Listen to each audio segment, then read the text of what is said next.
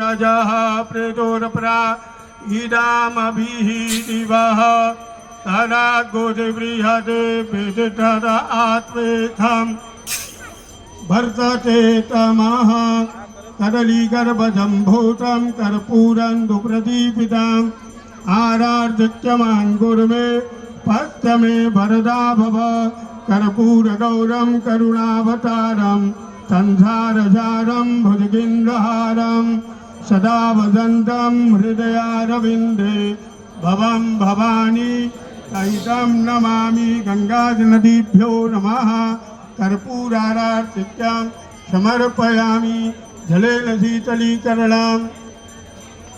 पुष्पै देवताभिवन्दनां हस्ताभ्याम् आत्मवन्दनाम् आरार्तिकग्रहणं